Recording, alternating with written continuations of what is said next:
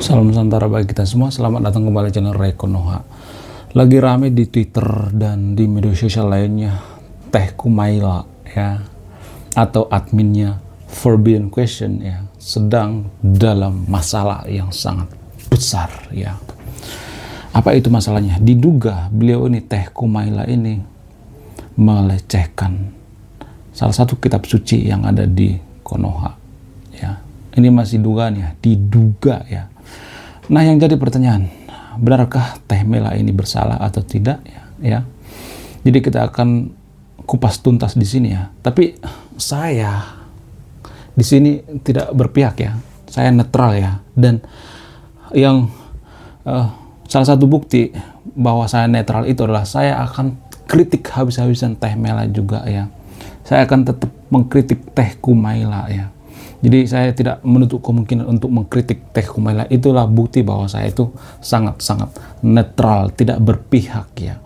Jadi bahas masalah ini saya netral ya, tidak berpihak pada netizen, tidak berpihak pada Teh Kumaila, tidak berpihak pada agama tertentu. Jadi saya membahas masalah ini dari pemikiran-pemikiran yang sangat rasional dan saya tidak berpihak, saya netral ya. Sebelum saya urai apakah Teh Mela ini bersalah atau tidak ya, mari kita mengambil kacamata dulu ya, gambaran-gambaran seperti kasus-kasus yang sudah ya, dari zaman dulu sampai zaman sekarang, mirip seperti kasusnya Teh Mela ini. Contoh misalnya kita ambil di zaman Dewa Dewi kuno, ada seorang filsuf bernama Socrates ya. Socrates ini dipaksa minum racun karena apa? Karena hanya ya masalah sepele. Apa itu? Socrates mengatakan bahwa kisah dewa-dewi Yunani itu hanya cerita dongeng dan tidak bisa dibuktikan secara ilmiah. Dan apa yang terjadi?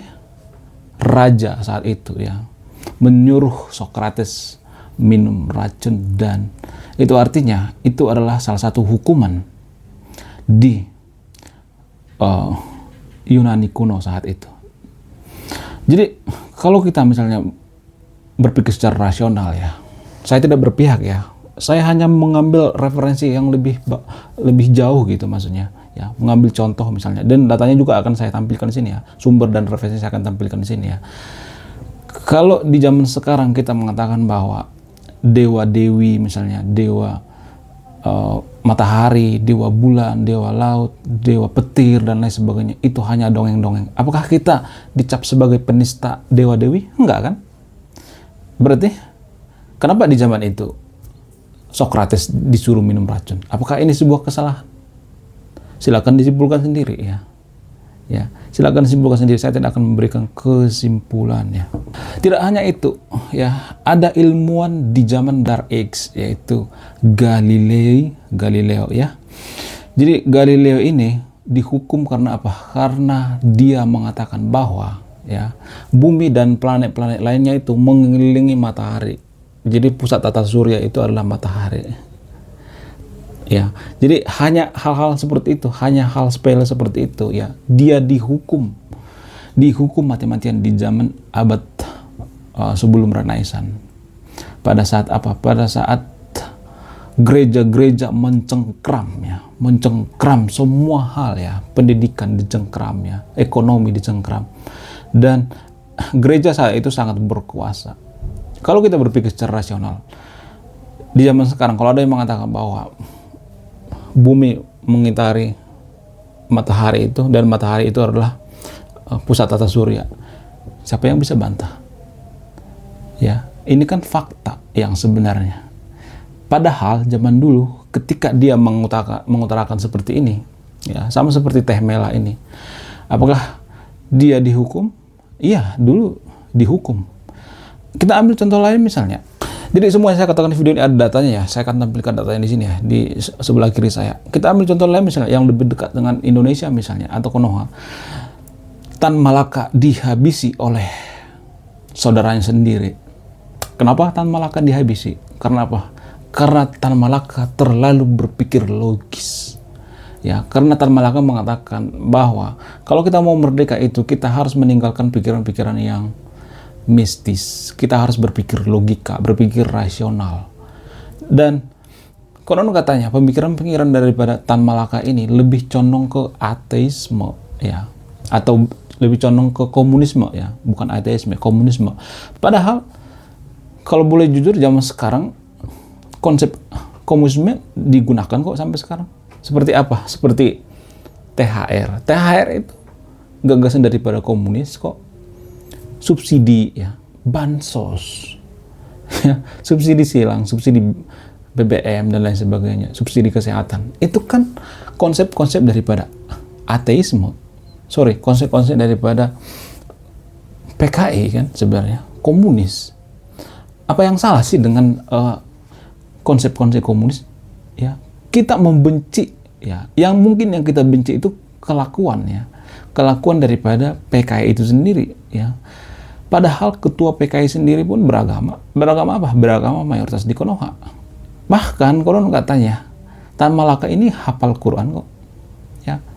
Dan Aidit juga habis Quran. Nanti saya akan tampilkan datanya di sini ya. Bahkan mereka ini berasal dari keluarga yang kental dengan nilai-nilai agama. Dan Aidit itu bapaknya itu pemuka agama. Tan Malaka juga seperti itu, keluarganya itu sangat dekat dengan nilai-nilai agama. Lalu kenapa Tan Malaka ini dihabisi? Hanya karena permasalahan sepele, yaitu karena dia berpandangan pada komunisme. Padahal zaman sekarang komunisme itu sangat kita dambakan ya, seperti bansos, bantuan ini, bantuan itu. Itu kan paham komunisme kan? Ya nggak sih? Salah nggak sih kita sebenarnya? Kita sebenarnya hipokrit nggak sih?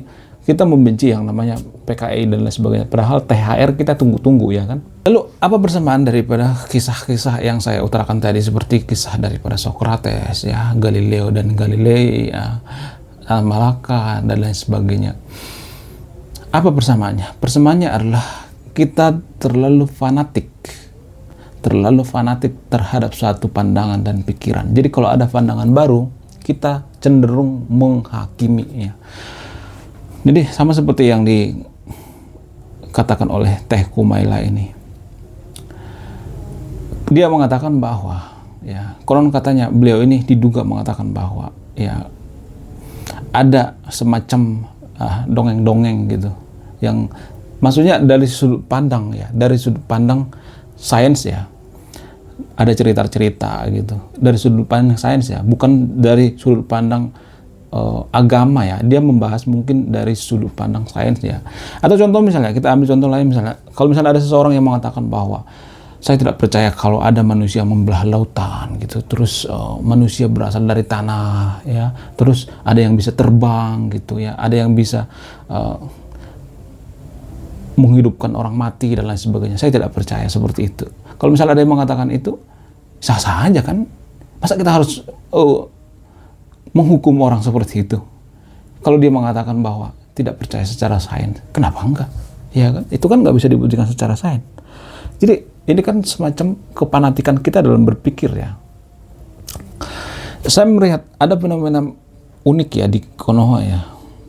Cara berpikir warga Indonesia itu sangat unik. Gini guys, kalau misalnya nih ada seseorang yang memberikan, nah ini penting ya, memberikan pendapat misalnya atau pandangan yang masuk akal, tapi kita tidak suka pandangannya, biasanya kita cenderung menghakimi walaupun yang dikatakan itu benar.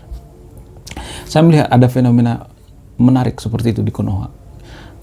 Jadi kita melihat seseorang itu cerdas atau tidaknya itu kalau dia berpihak pada kita ya.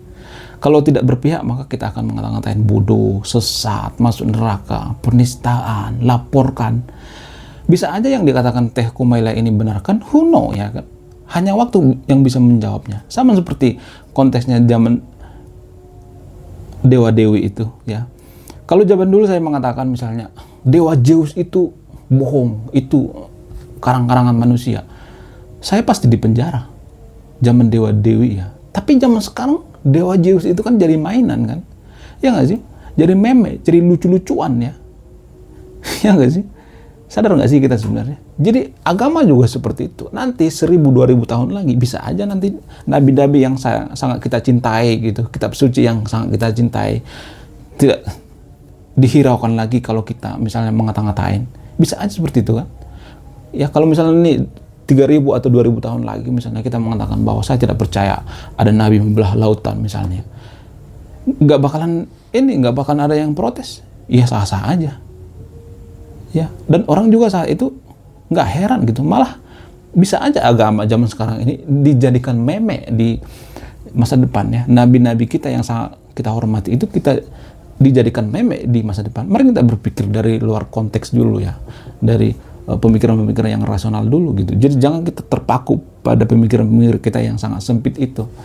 Ya, saya di sini berusaha membuka diskusi, ruang diskusi.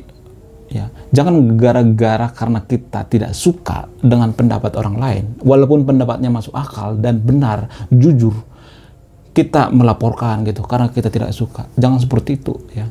Saya tidak berpihak pada Teh Khumaila ya. Ya, saya tidak berpihak. Karena apa? Saya juga akan mengkritik apa yang saya kritik dari dia. Ada satu yang saya kritik dari dia. Dari dulu saya sangat mengkritik. Harusnya beliau ini dalam bikin konten itu harus menggunakan topeng seperti guru gembul misalnya. Itu kan menggunakan topeng kan, peci ya, terus menggunakan kacamata. Biar apa? Nanti kalau ketemu di jalan dengan orang-orang yang berlebihan dalam beragama, ya kebetulan nonton videonya Teh Khumaila, terus lihat Khumaila berseliweran di jalan, bisa aja kan dipersekusi kan, bisa aja dibunuh kan, kita nggak tahu kan ya. Jadi ini yang saya kritik keras dari Teh Khumaila ya. Dari awal kemunculan konten-kontennya itu saya juga udah berpikir bahwa ini sangat berbahaya gitu, karena dia harus menggunakan topeng-topeng gitu ya, minimal pakai kacamata atau pakai kupluk apa gitu ya, pakai wig. Biar apa? Biar kalau ketemu di jalan ya, dia tidak dikenali, untuk keselamatan jiwanya gitu ya, keselamatan dirinya. Karena apa? Karena sebenarnya kalau boleh jujur, kita itu masih dijajah oleh dogma-dogma agama ya. Sekarang ini masih dijajah oleh dogma-dogma agama. Kita belum merdeka dari dogma-dogma agama. Buktinya apa? Buktinya ini ya, yang dikatakan Teh Khumaila ini 2.000 atau 1.000 tahun ke depan bisa aja itu benar kan. Sama seperti kasusnya Socrates itu kan. Socrates mengatakan bahwa kisah dewa Zeus gitu, dewa Dewi itu bohongan. Tapi zaman sekarang orang mengatakan seperti itu nggak bakalan ada yang peduli kan, ya nggak sih? Jadi mari kita berpikirnya itu jauh gitu, 10 langkah ke depan gitu ya. Jangan kita terpaku pada pemikiran-pemikiran sempit kita gitu ya. Jadi kalau boleh jujur ya, jujur dari hati saya yang paling dalam ya, kita tidak bisa memberikan agama pada orang-orang yang tidak terdidik atau SDM rendah. Karena apa? Karena seperti ini, jadinya seperti ini. Agama itu khusus buat orang-orang yang berpendidikan gitu, dan agama juga tidak boleh diajarkan sejak kecil. Karena apa? Karena kita akan terdoktrin, anti kritik jadinya. Anti kritik itu terjadi karena apa? Karena agama itu sendiri, pengaruh daripada agama itu sendiri. Gini guys, kalau misalnya kita beragama nih, mohon maaf ya, saya juga bukan orang yang cerdas ya, kita kurang terdidik misalnya. Masalahnya kan di agama itu kan ada ayat-ayat standar ganda ya. Contoh misalnya di ayat pertama dikatakan ya, kita harus berteman dengan kafir. Terus di ayat yang lainnya dikatakan bahwa kita harus memerangi kafir. Ini kan standar ganda, tidak konsisten. Jadi kalau ada orang yang tidak terdidik dikasih agama, maka dia akan fokus pada ini. Fokus pada apa? Ayat untuk memerangi kafir ya. Tidak melihat dari sisi lain ya. Jadi kalau boleh jujur ya, justru konflik itu sendiri yang bikin kita fanatik dalam beragama itu sendiri, karena sistem agama itu sendiri sebenarnya. Makanya saya katakan orang yang tidak terdidik itu, orang yang SDM rendah itu, berpendidikan rendah itu nggak boleh dikasih agama. Karena seperti ini akan anti kritik. Bayangkan coba kita menghujat Teh Mela karena apa? Karena dia mengucapkan kata-kata dia tidak mengucapkan kitab suci. Dia nggak sebutkan ayatnya, enggak. Hanya dimintai pendapat. Coba di mana pemikiran rasional kita, di mana? Ya. Saya juga berpihak pada Teh Mela, enggak. Ya, saya juga punya banyak kritikan sama Teh Mela. Setiap dia bikin konten, saya selalu punya celah untuk dikritik ya. Ya, saya tidak berpihak pada Teh Mela. betul yang dikatakan netizen. Dia harus membahas agama-agama yang lainnya, misalnya gitu ya. Agama-agama yang di Konoha. Iya, saya setuju itu. Tapi saya kan sebagai subscribernya Teh Mela, saya nggak bisa menyuruh dia gitu ya. Tidak punya otoritas. Tapi dalam kasus ini, menurut saya pribadi, kita itu cenderung menghakimi orang lain kalau tidak sesuai dengan pendapat kita, karena kalau tidak sesuai dengan pemikiran-pemikiran kita ya. Jadi saya melihat ya, sampai 1000, 2000, 3000 tahun lagi juga kita tidak akan bisa jadi negara maju. Karena apa? Karena payah, masih payah. Kita masih terdogma daripada kungkungan daripada agama itu sendiri ya. Mungkin karena dari kecil kita sudah didoktrin, didogma ya. Kita tidak bisa keluar daripada dogma-dogma itu sendiri. Dan selain itu kita juga cenderung standar ganda ya. Misalnya nih, ada negara yang perang misalnya ya. Cenderung kita akan membela yang seagama dengan kita, yang seiman, walaupun yang seiman dengan kita itu melakukan kesalahan. Biasanya seperti itu. Ada banyak standar ganda, dan ada banyak ciri-ciri kampungan dalam beragama di Konoha. Saya melihat ya, di video sebelumnya saya udah bahas itu, kampungan dalam beragama. Ini adalah contoh daripada kampungan dalam beragama ya. Kalau sekelas MUI bisa mengambil sikap terhadap Mela ini ya, misalnya dia dipersekusi gitu, misalnya dia dipenjarakan gitu, menurut saya itu ini sangat brutal sekali. Jadi kita itu seperti masuk pada zaman kegelapan, zaman sebelum Renaissance di Eropa. Nggak ada bedanya kita dengan zaman Renaissance ya, sebelum zaman Renaissance ya. Ini sangat brutal sekali kalau ada orang yang sampai mempersekusi ya, melakukan hal-hal seperti ini. Sangat brutal sekali. Dan cenderung saya melihat netizen di Konoha itu ya, bisa mudah terprovokasi gitu. Padahal kan dia cuma diminta pendapat ya, bukan dia yang mengungkapkan langsung gitu. Dan dia juga tidak menyebutkan ayatnya. Ini kan hanya pandangan ya. Dia juga saya yakin mengatakan bahwa itu dongeng itu dari segi sains ya, antropolog maksudnya, bukan dari segi agama itu sendiri ya. Jadi kan dua keilmuan yang berbeda, dari agama dan sains ya. Jadi ini nggak bisa dibentur-benturkan. Oke, bagaimana dengan Anda yang nonton video ini? Bagaimana tanggapan Anda? Apakah Teh Mela ini bersalah atau tidak? Saya tidak akan memberikan kesimpulan ya. Anda tetap akan memberikan kesimpulan, dan jangan terlalu percaya apa yang saya katakan ya. Percayalah pada ya pikiran Anda sendiri, dan mohon cari kebenaran-kebenaran gitu di luar yang saya sampaikan ya. Jangan terlalu percaya dengan orang gitu. Misalnya ada orang yang seperti menggiring opini bahwa Teh Mela ini salah gitu, atau Teh Mela ini tidak salah. Ya cari gitu, cari data-data yang lebih akurat gitu, pemikiran-pemikiran yang lebih jujur, fakta-fakta yang lebih jujur dan lain sebagainya ya. Oke, terima kasih sudah menyimak. Karena back soundnya nih makin lama makin gede ya, takut mengganggu sama video. Saya Ray Konoha, salam rasional.